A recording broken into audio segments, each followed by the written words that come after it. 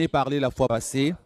Ce n'est qu'un rappel que je suis en train de faire aujourd'hui pour ceux qui n'avaient pas suivi. Nous avons eu les règlements d'ordre intérieur. Après avoir été avisés, nous avons eu d'autres réunions où il nous a été recommandé chaque lundi de recevoir le marchandise et le samedi, nous transférons l'argent des ventes. Lorsque nous avons fini, à propos de réunion, tout ce que nous étions censés faire, on nous a précisé une chose.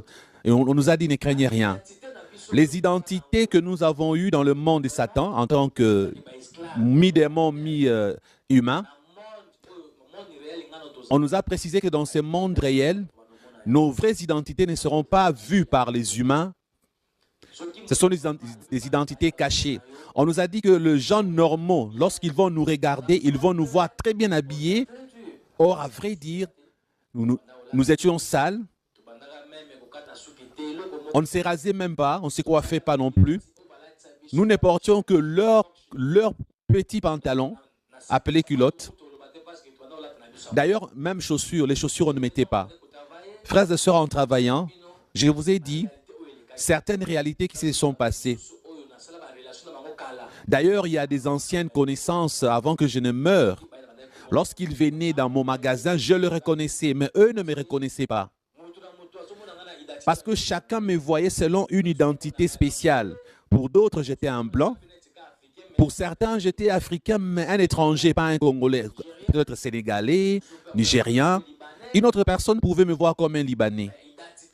Mais ma vraie identité de Mathieu Badjoko était cachée.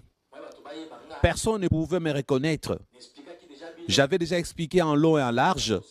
Lorsque nous vendions, après avoir vendu, nous avons des temps libres la nuit pour aller nous amuser dans des boîtes de nuit. Je vous ai donné des détails là-dessus.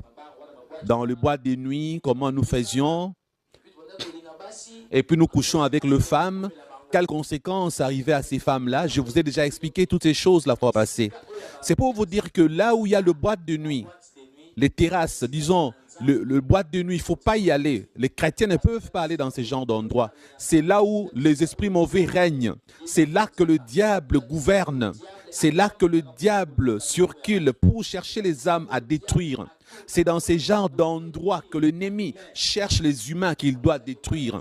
Et un enfant de Dieu ne peut pas se permettre de passer dans ces genres d'endroits, d'aller boire là-bas, même danser. Si tu partais dans ces genres d'endroits, je te donne un petit conseil, mon frère, ma soeur, ne va plus là-bas. Tu peux dire qu'aucun mal n'était arrivé en allant là-bas. Il est vrai, mais sache que demain, le malheur peut t'atteindre en allant là-bas. Je vous ai dit que